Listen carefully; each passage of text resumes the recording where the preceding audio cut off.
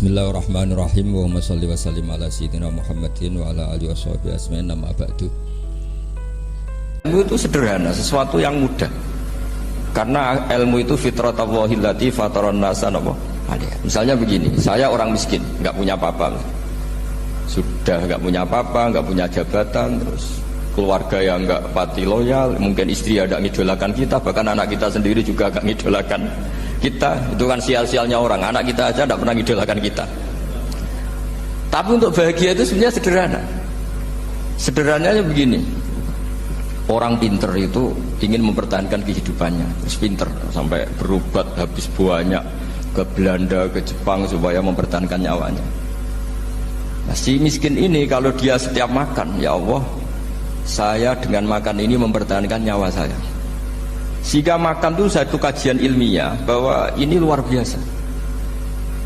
Bahwa orang punya Alphard, punya uang 1 miliar, itu tidak mempertahankan sesuatu yang pokok, yaitu nyawa. Orang tidak punya Alphard itu hidup, nggak punya uang 1 miliar hidup. Tapi kalau nggak punya nasi 1 piring, nggak punya air 1 gelas bisa mati. Artinya apa? Orang miskin itu yusyarikul aghniya, sama dengan orang-orang kaya dalam hal kepemilikan hal-hal yang pokok. Tapi kadang-kadang orang miskin itu ya nyon sewu agak belagu, sudah miskin ingin punya Alphard, sudah miskin ingin punya uang, ya dia tersiksa. Harusnya cara berpikir, nggak punya Alphard itu masih hidup, nggak punya uang 1 miliar masih hidup. Yang punya Alphard hidupnya juga pakai nasi 1 piring, yang punya uang 1 miliar juga pakai nasi. Ya kalau itu kan sama, saya punya. Kalau gitu kan bisa miskin rasa kaya. Itu memang harus dilatih. Nah, kalau orang kaya kan rumahnya banyak di mana-mana. Memangnya kalau rumahnya banyak di mana-mana terus tidur di sini 1 jam, di rumah itu 1 jam, malah nggak bisa tidur kan? Tetap aja yang dipakai 1 kamar. Itu gunanya apa punya rumah banyak? Setidaknya zaman miskin itu dia berpikir gunanya apa punya rumah banyak, dipakai ya hanya 1. Meskipun suatu saat kalau dia kaya juga berpikirnya agak rubah. Ya penting punya rumah banyak biar kemana-mana punya rumah, nggak apa-apa. Tapi sementara masih miskin jangan berpikir seperti itu. Nah, yang menjadi miskin kacau kan sudah miskin berpikirnya gaya orang kaya. Itu kecelakaan itu. Lah itu ilmu, maksud saya itu ilmu. Sehingga dulu Nabi ngajari orang miskin itu sederhana. Ketemu orang miskin sama Nabi diajarkan. Nabi diantara ajarannya begini. Ada seseorang man asbaha, orang yang setiap harinya mu'afan fi jasadi, dia sehat, aminan fi sirbi, negara dalam keadaan aman, tidak dalam ancaman. Indahu qutu yaumi, dia hari itu punya makan. Faka'an nama khizat lahu dunya bihadzafiriha, berarti dia sudah punya dunia dan seisinya. Karena polanya sama. Buat Presiden Amerika itu yang untuk mempertahankan nyawanya ya makan pokok dan minuman pokok, bukan jabatannya sebagai presiden atau punya uang triliunan. Orang paling kaya di Indonesia juga gitu, untuk mempertahankan hidupnya juga dengan makanan pokok. Dan itu orang miskin punya. Kehidupan paling top itu apa? Ya kehidupan yang mempertahankan nyawa itu yang paling top, lainnya itu enggak. Karena mempertahankan nyawa ini super penting dan orang miskin bisa. Nah, saya berharap ilmu seperti inilah menjadikan dulu itu kuat ketika melawan Belanda. Kenapa kuat? Karena mereka gampang syukur. Barokahnya gampang syukur itu selesai dengan dirinya sendiri. Kalau bahasa intelektualnya itu, orang kalau sudah selesai dengan dirinya sendiri bisa berpikir memanfaati pada orang lain. Nah, dulu orang-orang miskin ketika era sahabat, termasuk era para ulama yang mendidik para umatnya, itu selesai dengan dirinya sendiri. Nah, sekarang banyak orang miskin juga termasuk orang kaya, bahkan belum selesai dengan dirinya. Wah, itu angel, ngajak jihad angel, karena dengan dirinya saja belum selesai. Maka masyhur itu kan ketika perang Tabuk, ada orang datang, kira-kira kalau Indonesia pakai beras 4 kilo, ya Rasulullah yang 2 kilo tak kasihkan keluarga kami supaya bisa makan, yang 2 kilo tak kasihkan jenengan untuk biaya perang. Perang Tabuk itu perang tersulit, disebut perang Dzil Usra. Sekarang hitung saja, ini coba dihitung, mungkin yang bagian kasir tahu. Kalau 2 kilo kali 3.000, umat Islam pas itu sekitar hampir 3.000, itu sudah 6.000 kilo. 6.000 kilo itu artinya apa? Orang miskin ketika perang membiayai dirinya sendiri, itu satu. Kedua, dengan mental memberi, orang ini tidak tamak. Barokahnya tidak tamak, tidak nyalahkan yang kaya. Efek dari itu apa ketika perang Tabuk? Sumbangan dari Sayyidina Utsman yang jumlahnya besar sekali, yaitu diantara 1.000 dinar. Satu dinar kira-kira 4,25 gram, berarti sekitar 4.000 gram. Itu bisa diberikan alat perang. Sumbangan dari Abu Bakar juga bisa dipakai beli kuda untuk perang. Nah bayangkan kalau kebutuhan orang miskin ini untuk makan itu nggak mau urun. Wah usaha miskin nggak perlu urun, usaha miskin dipakai alasan terus. Maka jumlah 3.000 ini akan mengurangi anggaran untuk belanja peralatan perang, karena untuk konsumsi orang miskin. Udah gitu kadang mangane tanduk itu kan repot. Wes miskin mangane tanduk, nak antri mo kan ribet. Artinya apa? Perang ini tidak fokus karena ngurusi konsumsi untuk orang-orang miskin. Nah, dulu zaman Nabi orang miskin pun semuanya heroik. Mereka dibantu gak mau, inginnya bantu. Sampai dicibir sama orang munafik. Apa gunanya sedekah 2 kilo? Wong perang ini perang besar antar negara. Pas itu mau perang melawan Romawi. Sampai orang munafik bilang alladzina almizuna almuttawiina minal mu'minina fis sadaqati walladzina la yajiduna illa juhdahum faskharuna minhum. Orang-orang munafik digambarkan Allah orang-orang yang mencibir sedekah kecil. Wong untuk perang besar kok sedekahnya hanya 2 kilo. Tapi yang mahal bukan 2 kilonya. Kalau ada 1 juta orang miskin menyumbang negara 20.000, itu artinya apa? Kita punya rakyat yang inginnya hubungannya dengan negara memberi. Tapi coba kalau kita 2 juta rakyat yang inginnya dari negara mendapat, pegawainya demo ya.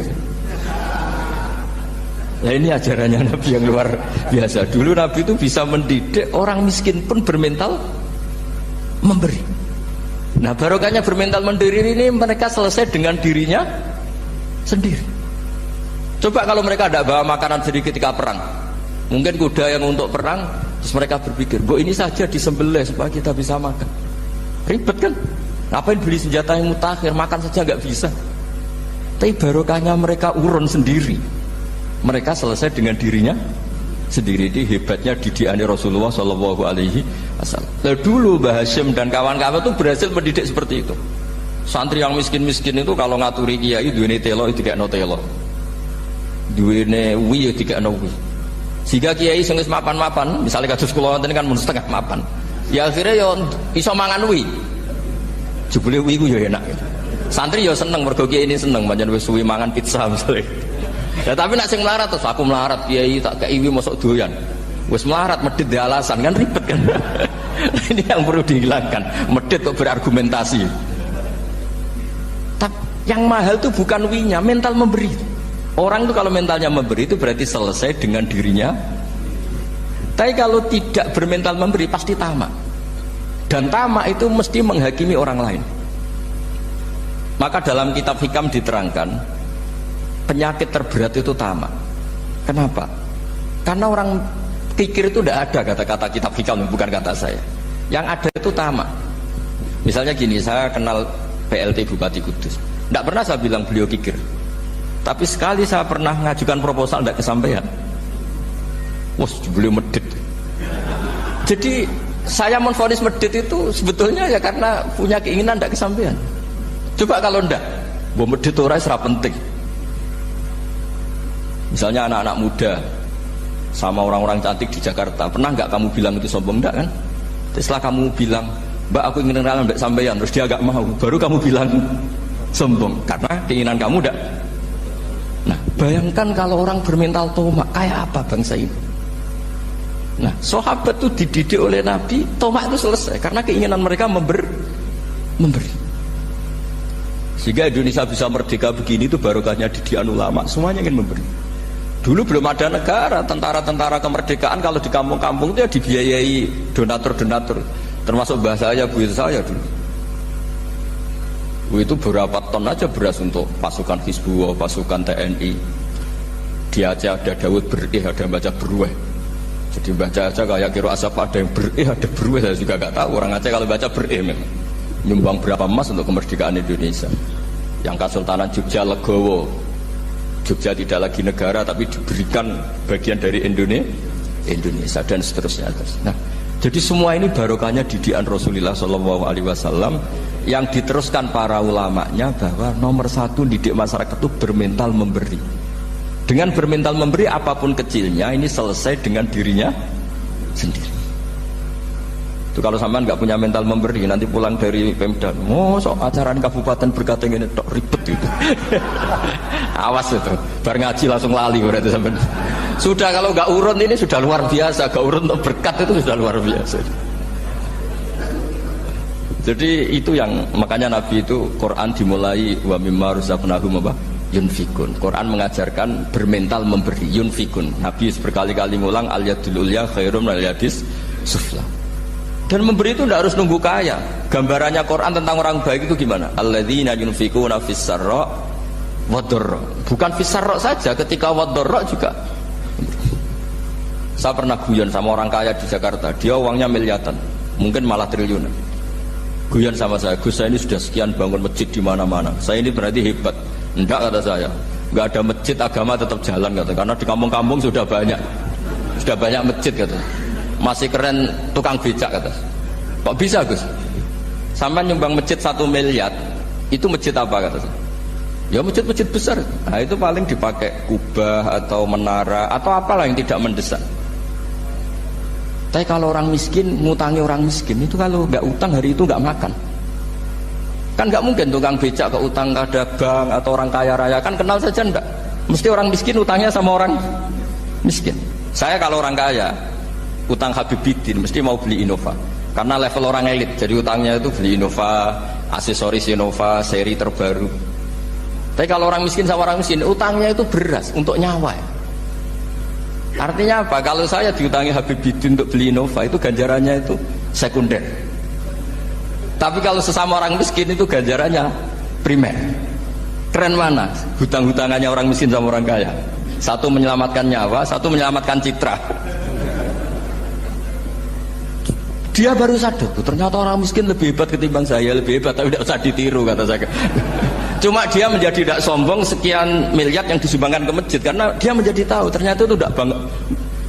Nah, kecuali masjid-masjid yang kamu nyumbang memang masjid perintis di daerah-daerah yang belum ada masjid. Kalau masjid-masjid besar itu kan kadang kebutuhannya sudah selera, bukan pokok. Nah, saya ini cerita ya, jadi supaya orang tahu lah. Zaman Nabi itu orang sudah selesai semua dengan dirinya sendiri. Jadi maksud saya Islam nggak apa-apa tanpa masjid, itu masjid yang sudah sifatnya selera. Indonesia kan masjid sudah sifatnya selera semua. Yang dikatakan masjid pokok kan yang dipakai sholat bisa, dipakai alat sesuci bisa. Tapi kalau sudah selera ya pondasinya harus begini, lampunya harus dari kristal, terus kubahnya itu sudah selera. Nah rata-rata sumbangan yang miliatan itu kan sudah ke selera. Sementara orang miskin utang-utangan sama orang miskin untuk menyelamatkan apa coba? Nyawa. Artinya para orang miskin jangan kecil hati, wah saya sudah kok hanya 2 kilo, tapi 2 kilo nyawa. Dan itu pahalanya luar.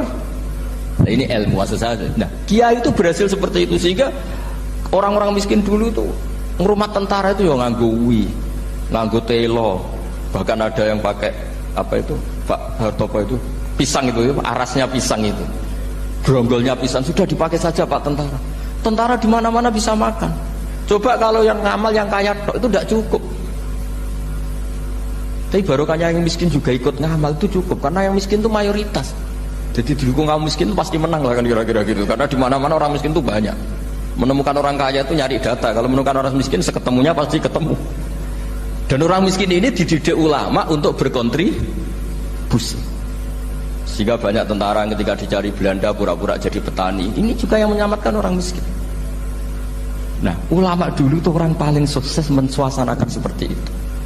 Itu yang diceritakan di perang Tabuk, mimpa di maka tazihu qulubu fariqin minhum. Jadi perang Tabuk itu perang di antara yang paling diceritakan Allah berkali-kali apa?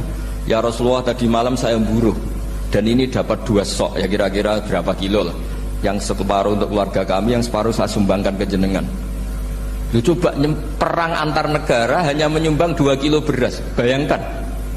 Tapi nilainya bukan 2 kilo. Kalau 2 juta rakyat Indonesia nyumbang 2 beras, artinya hubungannya dengan negara hubungan ingin memberi. Dan barokahnya hubungan ingin memberi, ora pati kecangkeman tomak, ora pati kakean menuntut. Ini yang mahal itu yang nggak ternilai itu.